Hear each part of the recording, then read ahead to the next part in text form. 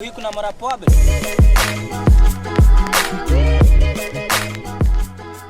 The Tarnishing of Juxtia is a Souls-like metroidvania created by actual nerds and published by Mischief. The game was released July 26, 2022. If actual nerd sounds familiar, that's because I talked about another one of their games, System Purge, some time ago. Also, I know this armored mommy is the one to tell the story, but nah, I'm gonna do it! In the distant past, the land known as Saint Spire was birthed by the goddess of creation, Juxtia. She would always embody purity in her own creations, for her kingdom's peace. But Durelium, god of Crescent Peak, has put her kingdom to ruin. However, he didn't want to stop there. He sought to destroy everything Juxtia has created. So he created the Tarnishing. And if it's not stopped, it will destroy everything. Our sole purpose is to restore your home and take down Durelium.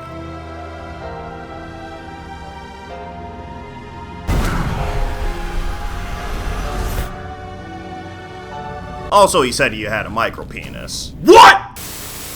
Juxtia, like other games in the Souls-like genre, has your attacks and rolls use stamina, and when you jump, it will halt its regeneration. But unlike the Souls-like genre, heavy attacks are only for the great swords and hammers. The main thing that sets this game apart from its brothers and sisters is the energy rush mechanic. Each weapon requires a specific amount of sigils, which are attained by getting consecutive hits. 1, 3, 4, and 5. The slower the weapon, the least amount of hits you have to get in. Upon getting the hits you need, you'll be able to activate this mechanic. The energy rush will increase mana and stamina regeneration, and will give you a relic charge. Relics will give you a special attack that needs a certain amount of charges before using it.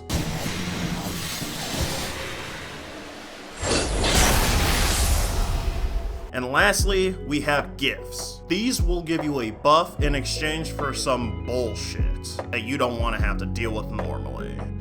Juxtia is a game I talked about not too long ago, when I talked about 10 other demos. In that video I said, I wasn't expecting to like the game as much as I did, mostly because of the way the character moves.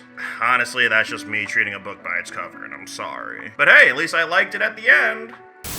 Funnily enough, I ended up liking the game way more as I played it. The gameplay I experienced through the demo clicked with me. I was excited about the game. For possible improvements on the game, I mentioned the second boss. I felt like it was a chore to fight him, because I had to keep jumping and slashing at him with what I thought was a one-hand sword, but is actually a slightly faster two-hand weapon. I tried using the dagger, which I would consider my main weapon. However, I felt like it was too short. But I think I have way more to say about the way the weapons work in general.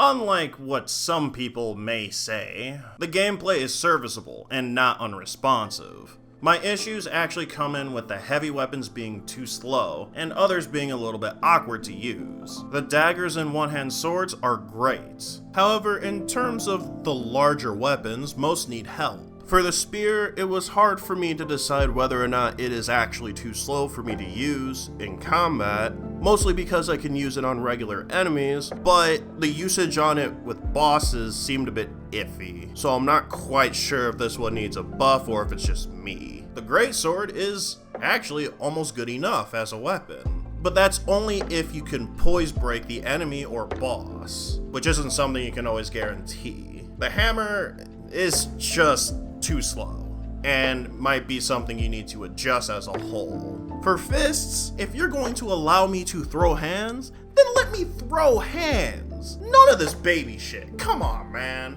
Just with the weapons alone, if they were touched up, the game would be far better, and the game is already good. More can be done with the gameplay, much more. However, I still very much love the mechanic of the energy rush. Not many of those type of games encourages being aggressive, at least so far. Also, on a completely separate note, there's also a gift that gives you the ability to backstep. It's trash. If you choose to buff this one, consider making it a counter, if it's gonna be that short. When you counter, you should hit the enemy with the weapon. But obviously, different than the spell that already kinda does this, even though that's kinda weak. Anyway, let's move on to the stats. Hey devs, I know that you know that I know that we know that vitality is busted. But it's not just that stat, it's all of them. By the time I reached mid-game, or a little bit past it, I just felt unstoppable. Nothing, and I mean truly nothing, could withstand my rusty knife with a tumor being shoved in their bodies. I'm including one of the final bosses as well, unless there is a forced phase change that makes that boss invincible. I'm going to shank them. I believe the way the stats are scaled should be dialed back. I know it's fitting to become a god, but not like this, man. I need a little bit of a challenge.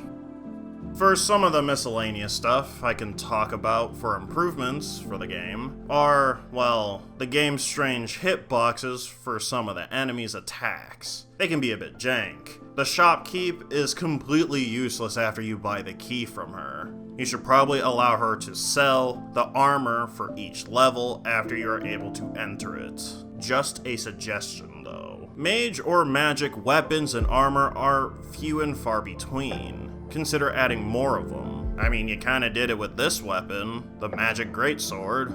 Why does the mage tool have no scaling with intelligence or wisdom? Come on, help a mage out. If you get hit and you try to do a relic or heal, it gets cancelled, but you use the charge. And I don't know if this is intended or not, but if it is, I don't think it should use a charge.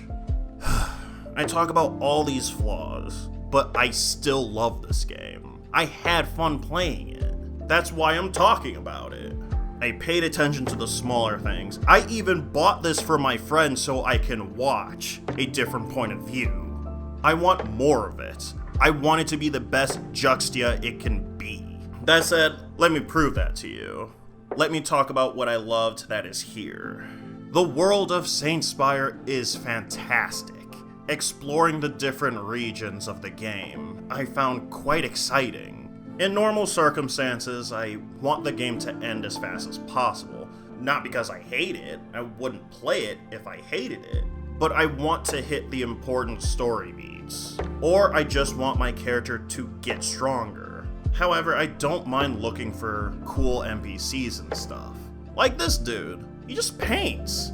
And this jaded asshole. I enjoyed crossing the levels that I did. I do have a few favorites, but I can't quite show two of them, as they are late game maps. I can show you the water themed one. I like this place a lot, especially because of the shades of blue that it uses, and I adored the boss. I won't show you the boss, yet I do want to tell you its noteworthy quality. That boss is a true archetype of an archer, as in a nimble boss that runs around the arena trying to create space so she can get her shots in. I just wish that boss was stronger, along with that level being longer. As a matter of fact, there's even a mage archetype boss. In general, both of those, I believe, need to be stronger, or at least more of a challenge to fight.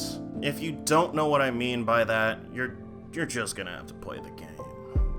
And you know, if you do plan to have DLC for this game, I would like to recommend something. I believe you should try adding a roguelike mode, with the option for permadeath for the masochists. Every time you level, a stat point will go into a random stat. This could be exciting for all players, but it will also give it more of a shelf life. Well, the virtual dusty shelf, known as Steam. It could also just be the boss rush, if you don't want to do it through the whole game. Or you can do both, doesn't matter to me. I just think it would be cool if it had it. I should stop talking about this game now. I've gone on for too long. That's all I have to say about the Tarnishing of Juxtia. Except not really. I had a lot more to say, but I'm not going to do that to you. If you are interested in the game, you can get it on Steam for $24.99. But ultimately, the choice is yours. Except not really. I want you to play it. I'm not asking you. You are going to play it. But anyway, that's it from me. I'll see you in the next one. Thanks for watching this video. If you like what you saw, please subscribe to this channel. It would mean a lot if you did. And if you want updates on what I'm going to do next, please follow me on Twitter.